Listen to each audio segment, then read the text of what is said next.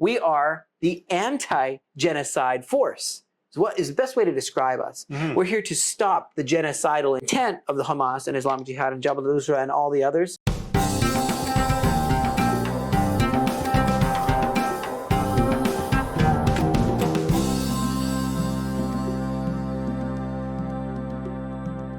Hey, welcome to the podcast today. It's great to have you with us. And I'm actually here in Bet Zara, Israel. And we don't very often do the podcast from Israel, so it's a little bit of a treat for you today. Yeah. But I'm with my special guest, Chaim Malespin. Thank you for having me. Welcome to the podcast. It's great to have you with us. And some people already know who you are. They see you on social media. They see your pictures, your little videos.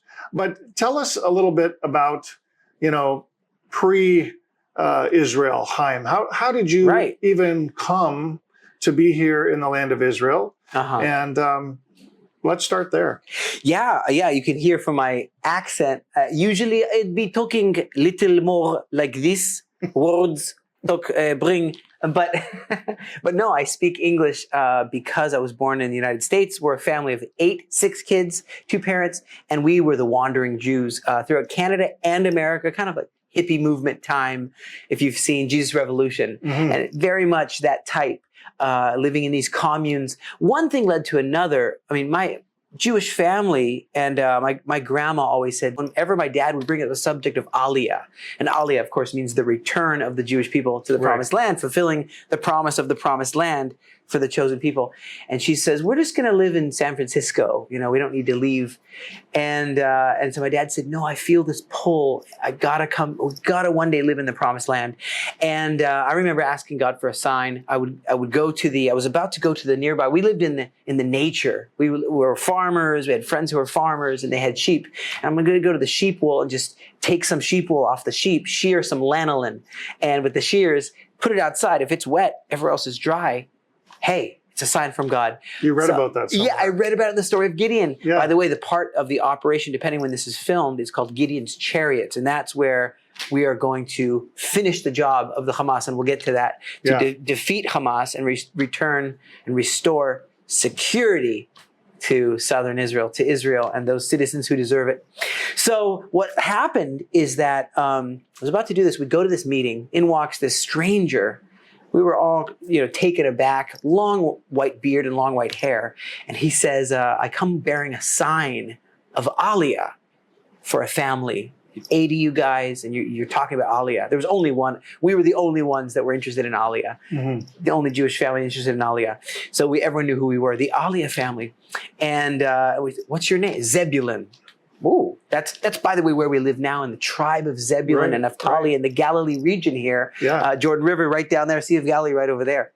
And so we thought, man, that sounds like a strange name. Is he from Israel? He's like, no, but I come with a sign of Aliyah. So come to the front. My dad goes to the front, hold out your hands, holds out his hands, places a satchel of gold coins in my dad's hands. It's like something from a movie. And my dad's like showing everybody the gold. That's it. It's time to sell all we have. And move. I've never been on a plane before. We quickly found out that the hard part isn't getting on a plane, having a snack, having a nap. It's living in Israel. That actually is truly, you have those little Legos, those are letters. That's Hebrew. You have to learn how to read and write and sign contracts and get a job and support your family. You also have to serve in the army, in the Combat Engineer Corps, for me, elite unit of the Combat Engineer Corps called Yahalom. And you said you've seen some of the videos. It's been, at the time of this filming, 579 days straight deployment. I get little breaks, but and I've documented those days from within. A lot of it is from within enemy territory in Lebanon, in Gaza. And thank you for your service, by the way. Thank you. It's an honor. It really is an honor of my life to defend this land and democracy, freedom, the covenants of God. And so there we are in landing in Israel, and realize, man, people do need a little help. One thing led to another. The gold quickly ran out, living in various places. And I eventually meet a Canadian. His name is Dean, my wife's father, and he's Canadian.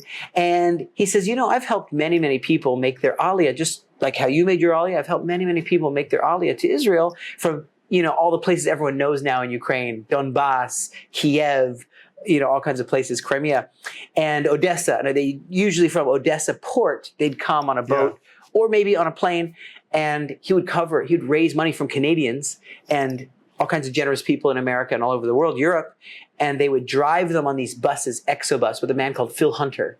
So this is going back some time. He said the real issue is when they come to Israel, they don't find a way to get their footing and stay. Right. I mean, it's not food, clothing, shelter, the basics, but also job training. What about Hebrew? And so we've been able to provide all that because we started a charity called the Aliyah Return Center, a ministry to help them with all those things. And that's about 13 years ago now. And it's just really grown because people have really said they want to do something practical, not the slacktivism of clicking like. I like when they click like on the Facebook of Aliyah Return Center.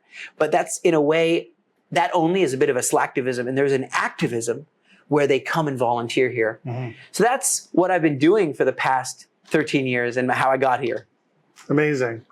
Now, so while we're on the subject of Aliyah Return Center and the Faithful Galileans, talk a little bit about the different work that happens out of this base here. Yeah, well, it really is all due to people reading these prophecies. The way I say it is people don't just wake up in the morning and, let me pray, let me get a coffee, and I want to go help immigrants, Jewish immigrants. No, they don't know that immigrants come very poor and destitute out of anti-Semitism sometimes. Maybe they have a false perception they're all rich.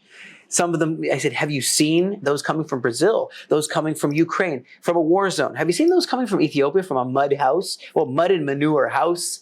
Have you seen my bank account? Okay, not all Jews are rich, okay? And they come here and they need the basics, food, clothing, and shelter. And I think that compassionate heart is a drive, but I would even say more than that. Really, a lot more than that is these prophecies. When you're in that prayer room and you say, God says, I will gather you from all the nations that I've scattered you. Right. I mean, there's 700 Aliyah scriptures like that. 700. Amos, chapter 9, verse 14 and 15. I will, or what about Jeremiah, chapter 32, verse 41? That is, I will plant you in the land with all of my heart and all of my soul. Where I'd be hard pressed to find anywhere in the Bible that God will do anything with all of his heart and all of his soul. And that's bringing them and getting them established in Israel. Right. And I get Amos chapter 9, verse 14 and 15. I'll plant them in the land and they'll never more be uprooted and pulled out ever again of the land that I've given them. So I would just say that has been a real motivation for people over the years, and it's just growing. And let's say as the extravagant evil and anti-Semitism and darkness grows, at the same time, the light is growing.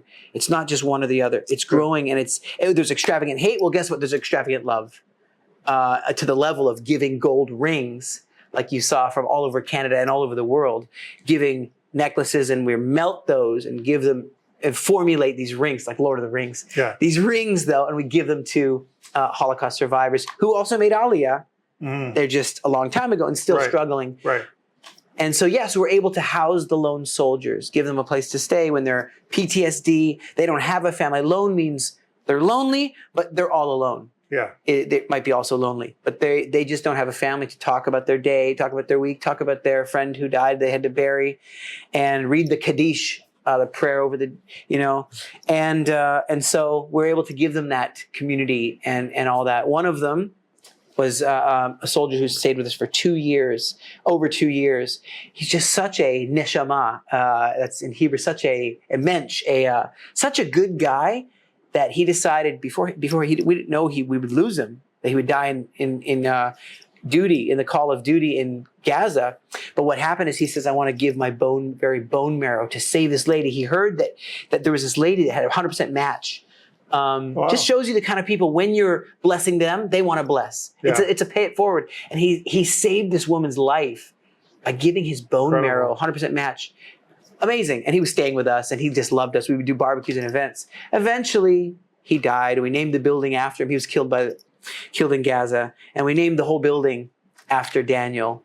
And so we're able to help not only that, but so many people that want to learn Hebrew. I mean, you could fit almost 70 people in our Hebrew school. It's our Hebrew school. The government will send teachers, but we run this Hebrew school and have offices, and we're building a 5-story building right now as well to be able to house more of these immigrants, all from donations. Yeah. Well, it's amazing work that's happening here, and we certainly commend you on all of that. Right. Let's talk a little bit about this, because I have not interviewed very many people who are packing a sidearm and carrying a submachine gun. So let's talk about this a little bit. You're a Jewish believer living here in the land, but you also are active in service in the IDF. Yes. Talk about, there's a lot of people out there, Christian people who think pacifism is the only way. I think they've got a lot to learn in some respects. Right. Because when you're dealing with evil, there has to be something to sort of hold back the evil. And, prayer is good, but action is prayer with action is better. So, share a little bit about where you're coming from as a Jewish believer, why you serve, and what that means.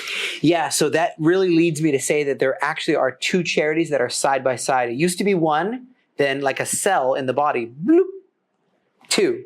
These two, one is the Aliyah Return Center, the other is the Faithful Galileans. Right. Faithful Galileans is advocacy and raising goodwill ambassadors for Israel. It's called the Ambassador Academy. So we were doing that for many, many years. And I realized when I was called up, October 7th happened, I'm called up. And we were here praying. They were anointing my feet here. And it was you don't forget, it was the last day of Tabernacles, which is called Simchat Torah. Simchat Torah, the joy of the Torah, Shemini Atzeret. And we were in the tabernacle and we were just rejoicing, rolling the scroll back. It's not scroll like people scroll, it's scroll. People forget the Gutenberg Bible wasn't the first Bible. Right. A scroll, the Jewish people writing it by hand. And so we're doing that. And I remember thinking, now, I'm also an American citizen. There's these ships leaving. I really honestly was thinking, and I feel embarrassed to say this, but I thought, man, I could die. I mean, it's very dangerous. I've been in numerous wars. I've done my part. I've been in Cast Lead. I've been in this, that, Guardian on the Walls. You name it. All these operations, all these wars and missions that weren't exactly called a war, but I have all these pins, And so I'm like, it was Biden at the time. Hey, he's offering these ships for American citizens. They can leave the war zone, and rockets. The whole sky is full of rockets, and of course, when I went south, dead people everywhere. I mean, the smell of it was horrible. It was just horrible. The memories that I have and that I saw, and burning. They lit everything on fire, and they would burn cars too. They had these special magnetic. Without going into the details, it's a magnet. They're kind of innovative. The Hamas. They have an RPG. An RPG. You got to make sure no one's standing behind because it throws fire out the back and burns somebody really bad. But so they took one of those and cut off this whole part, and it has a way that it can actually have a little bit of like pirates put the little explosive, Afkat 10, and it's in a little tube, and you light the tube and gives it a little time, and then it will magnet onto a car, right, say where the gas is, and then incinerate the whole thing. Because if you just try to light a car, it doesn't actually light so well. This way, so I'm getting off track. But the important thing is I thought I could escape all this. And in my mind, having been in numerous wars, and including fighting the Hezbollah in 2006, now again, but I was thinking, man, this is going to be a lot of work. I had like a vision of this, of diesel and of grinding gears. It wasn't just of shooting, also of people dying. I just had in a minute, like a vision of the pain that was ahead, that lay ahead. I thought I could escape right now. But you know what? If you don't back your words up with action, if all you do is talk about prophecies and that you believe in these prophecies of Aliyah and you believe God, he never slumbers nor sleeps that watches over Israel, put your money in their mouth. You have to really do something, or else you're a sham, Chaim. And I was like, I'm telling myself this. Yeah. And it wasn't just that. I just felt God saying, I'm with you. You go through the fire, I'll be with you. Go through the water, it will not overwhelm you. And, okay. So these verses are real, and we're just going to see that in action now. So, as I said, I went into the midst of all this, and right away I got to continue the work of the Faithful Galileans, essentially, which is sharing the truth. I'm going to share the facts of what's going on. There's a lot of people who say, hey, this guy's paid off. This guy's a propaganda guy. That's a propaganda organization. That's a talking point. Like, well, what if you just have someone who's not at all connected to any of that, who's an actual person on the ground, and journalists couldn't even get in. So a guy on the ground filming, and then I'm like, is this even allowed? I ended up going to the media center of the Army and saying, I'm very carefully just showcasing what's going on the ground, and it's my private thing. And like, well, make sure you don't give away, make sure you abide by the rules of media. You're not allowed to give away specific locations or amounts of troops or many different things that you can't exactly give away. So the enemy will just be like, oh, let's kill here, kill zone.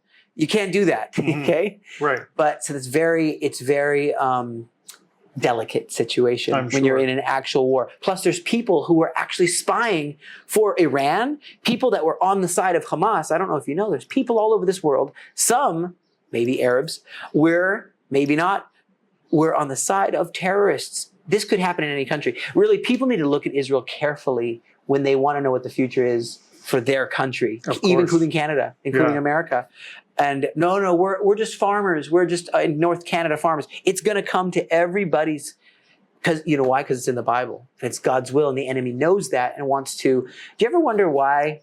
I'm like on a monologue here, but just feel free to cut. It's all good. No, it's all good. But do you ever wonder why the mantra of Pharaoh, the mantra of Haman, the mantra of all kinds of Hitler is like, kill all the Jews. Herod, let's kill all these babies. Why? So that the seed of hope is extinguished. So the Messiah the Bible can't be true. And Hitler had a Bible written. I don't know if you know, Hitler had a Bible of his own. It says, you shall love the Reich, the Third Reich with all your heart. Something like that.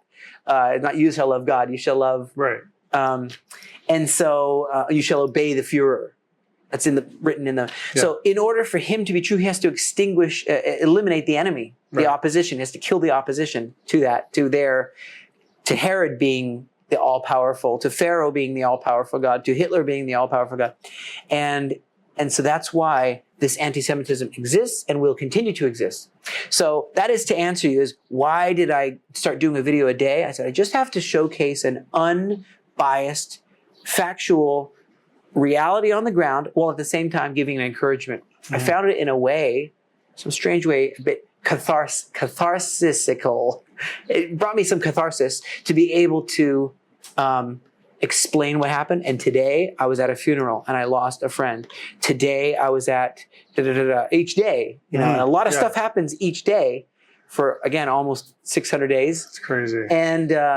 And so people started to follow it and started to pray. And it gave a lot of people, and it continues to give. They can go to it right now. The war is still going on at the time of this filming, and I'm still within.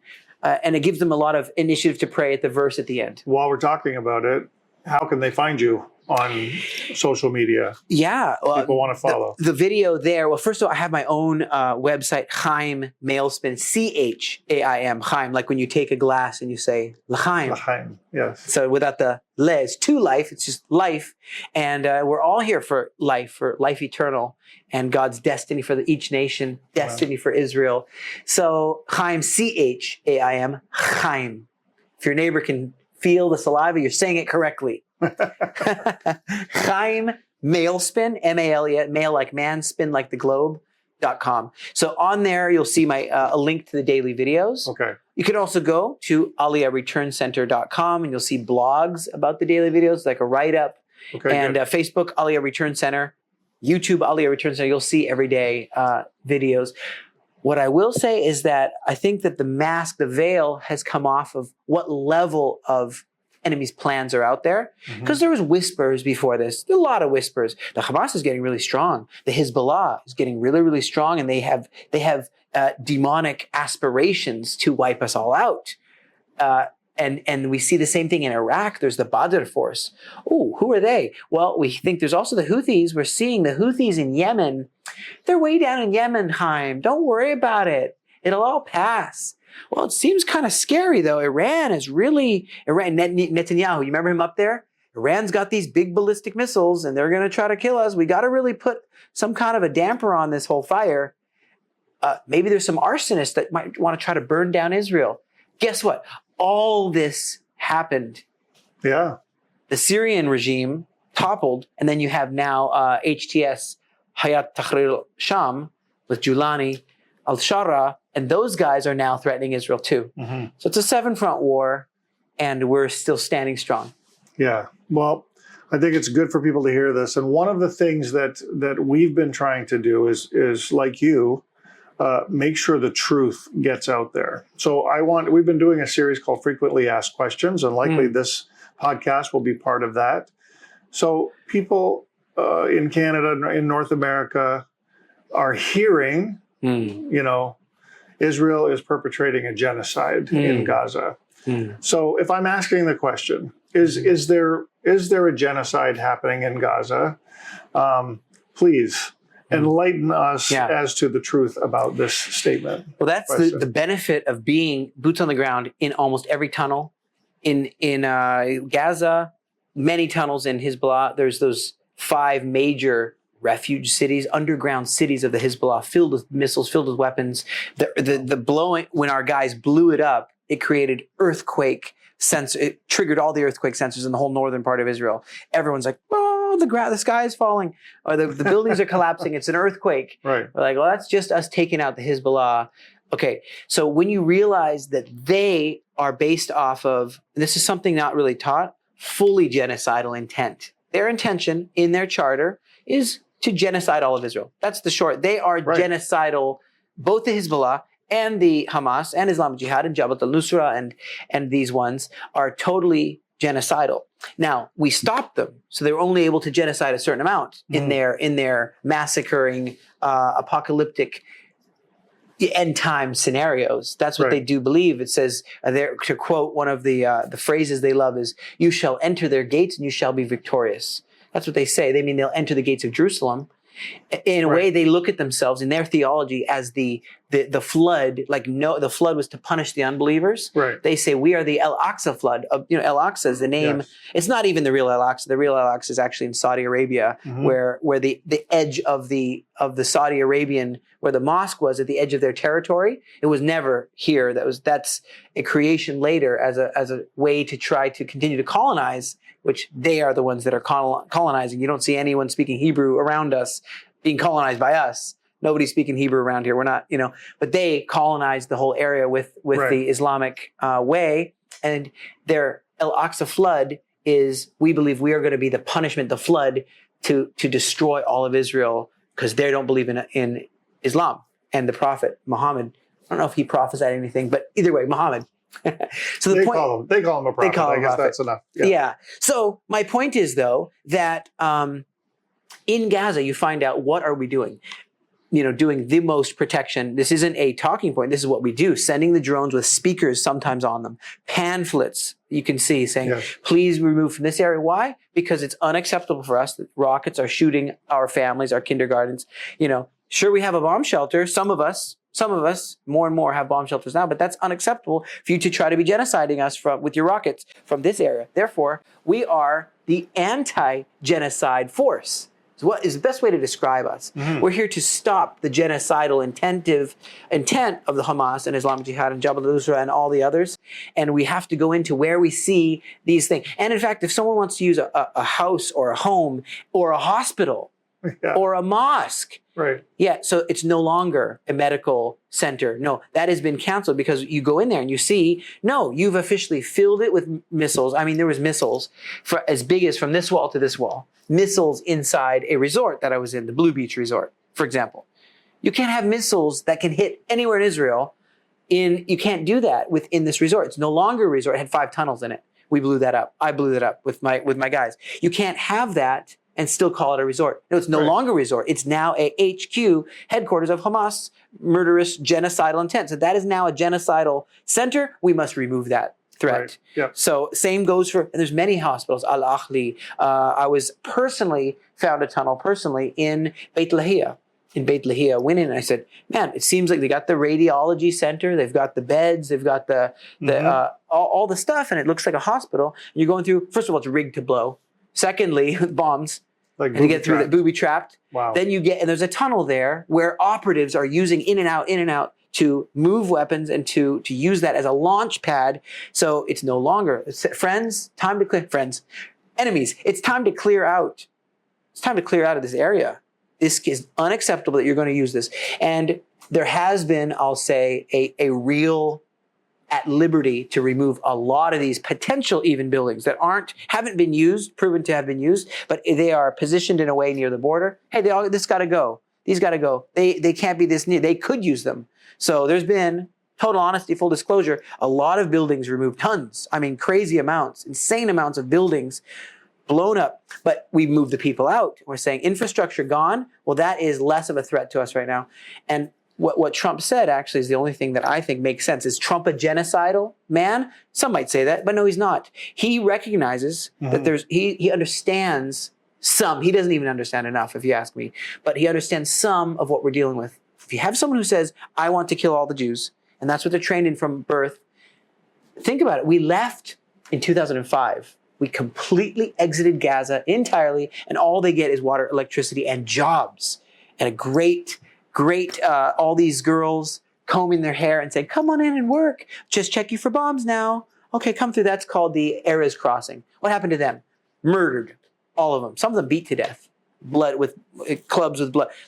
You're like, these are the people who spent years just saying, come on through. We just got to check you. Not humiliating them. No, this isn't humiliation station. No. Women check women. Men check men. All right, come on through. Okay. So you see when the reality happens and you see, no, if Israel wanted to be genocide and we could have done that all this time, but we haven't done that, and we didn't do that. Giving them jobs, my brother had 50 Palestinians working under him, my brother. And he often asked, these are straight from Gaza. He's like, is this safe? He asked the question to his superiors. And this is in Tel Aviv, building, a very tall building. Is this in Sarona market? Is this safe? And they're like, this is what we do. We offer them jobs, and great jobs for maybe cheaper pay than an average Israeli might want. So a little cheaper, but for them it's very high. For them it's good wage. We pay them. It's not slave labor. So how is any of this genocide? It's what it is. It's called a lie that's perpetrated, like Goebbels, Joseph Goebbels, Hitler's propaganda man. It's a propaganda lie that's pushed until it can be repeated so much that it's almost believable, but it's ridiculous. And that's why the Faithful Galileans needs to keep raising ambassadors who will see the facts, meet a Palestinian, meet an Israeli Arab, meet a Jew, meet a settler, meet these people. Oh, you're in the biblical heartland promised by God. You're just farming here on an land that was British land, that was Turkish land, and now it's disputed territory, unclaimed land. All right, well, meet them, hear them. No, this wasn't a Palestinian's land. No. So you have to, there was no land of, I love this one guy, he'll go on YouTube and he'll say, I'm offering $1,000. I'll transfer to you right now if you can name one leader of Palestine before 1948.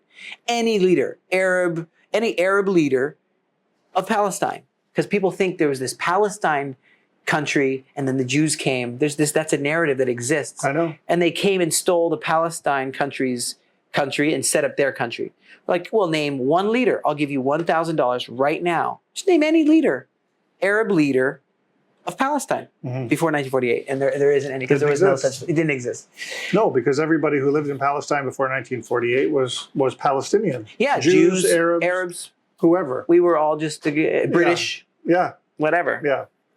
Turkish. Great. Well, thanks for clearing that up for us, because I think it's important for people to know. No, there is not a genocide happening at the hands of the IDF in Gaza. And yes, Hamas is genocidal in their intent. And I think that people need to understand that. And they have to stop keeping score by, just pure numbers. Intent has to matter. The heart and the intent of what's happening has to come into play, or we don't have an accurate picture of the situation. Well, let's just say, hypothetically, you have a murderer. He goes and he kills one person, only one person, and the police come, and suddenly he has, let's say, a bunch of human shields, and the police are trying to get out there, and let's say a bullet flies by accident, and someone dies by accident in the pressure cooker of the police. We got you surrounded, come out. So an innocent civilian died, which is horrible, and no one wants that. Right. Now, are the police suddenly bad? Is it now equal because the police have now stopped a murderer and said, you're now under arrest for committing murder. It's illegal in our country to commit murder. But the police, someone died during the raid of the building that he was in. So are they equal in some way, that police are equal to a murderer? No, they're not. There's no equality. And I think it's very important to note that they're not freedom fighters. They don't want to fight for a Palestinian state. When have they ever said we want a Palestinian state? They were offered 5 times or more. Yeah. But there was never once where they say, in any publication where the Hamas gets them to say, we want to have Palestinian state. They don't say that. They don't say that because they say what they say. What they want is, we want the Jews all gone. And it's first the Jews, and then it's the Christians, and then it's Sharia law and jihad bells, jihad all the way. And oh, what fun! And okay, but we don't like that. So, no, we don't like that. But I'll just say this: is that for North Americans, it's very hard for them to hear words and to really digest what's being told them, because experience is the best teacher. And when you experience, for them, the experience of war was, oh, it's in Vietnam, it's far away, and I don't like that either. And and I don't like war in general. I don't like war. We don't like war. No. We say peace as a hello around here, shalom. Yeah. You know, oh, it's in the Korean Peninsula. It's so they're looking at it. It's in Iraq. It's in Afghanistan. It's far away. They're looking at it through a lens of, our troops are gone for 6 months. Now, what if they had the enemy? Let's just say the Taliban. Okay, at their doorstep.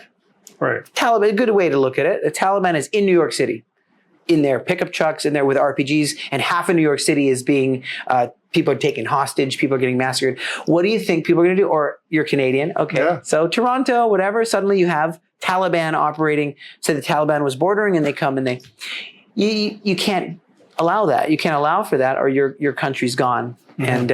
And the citizens are going to be very mad at the government for not dealing with it and dealing with it properly. That is why you have an army. Right. People look at a gun and they say, you know, this is because I just sort of know some of the psyche of, they don't think of Psalms, chapter 23, King David, and say, your rod and your staff, you know, your rod and your staff, they comfort me. And the shepherds aren't supposed to just feed the sheep food. They're supposed to, as soon as the wolf comes into the sheepfold, take some lambs to the wolf lair. Well, the shepherd has to go with his shepherd staff and rescue the lambs, do his best. Mm-hmm. Fight a lion, fight a bear, fight a Hezbollah, fight a Houthi. Rescue your lambs and return security to the sheep of the sheepfold. We are shepherds of the house of Israel. Mm-hmm. And that is a noble biblical thing to be, an honorable thing to be. And it's really following the example of good shepherds. And you know who gets judged? Bad shepherds. That's right. It says in the Bible. Ezekiel 36, 37. Yeah. Good. Well, Chaim, thank you so much for talking with me today. It's an honor and a pleasure. Being a part of our podcast. We appreciate having you on. Just one last time for the people who are watching, let them know how to find you, how to get to your websites. Right. I want to make sure that they know about the good work you're doing here. Well, wonderful. Yeah. Go to Aliyah Return Center. Now it's spelled, the way we spell it is ALIYAH, Return, RETURN, and then Center, CENTER.com, Aliyah Return Center. And you'll go, or Facebook or YouTube, of course. And then also for the discipleship school, please come to the discipleship school. Please come to spend a month with us, 2 weeks with us even, for the intensive. We meet all kinds of people, generals, Arabs, Jews, believers, rabbis, and we gain in the greatest classroom of all time, the land of Israel. We're not in four walls. We are out and about. And that's the Faithful Galileans. There's the prayer house, vertical, Galilee House of Prayer. Prayer house, we encourage you to come do some shifts because God inhabits the praises of Israel. That's right. And people forget that, and God wants you to come and do some praise in it. So go to Faithful Galileans, GALILEANS.com. And if you want to know more about me, you can just go to ChaimMalespin.com. So you got 3 choices there. And I do hope and pray that we'll see you soon in the land. Last word is, people need to be equipped. Do you know, people want to be like you and come to the land of Israel and want to have truth and stand up for what's right, but they can be trampled. They can be forced into very uncomfortable places if they don't get equipped as ambassadors and know what they're talking about, know what the Word of God says. So that's what they can have when they come here. Great. Well, thank you again.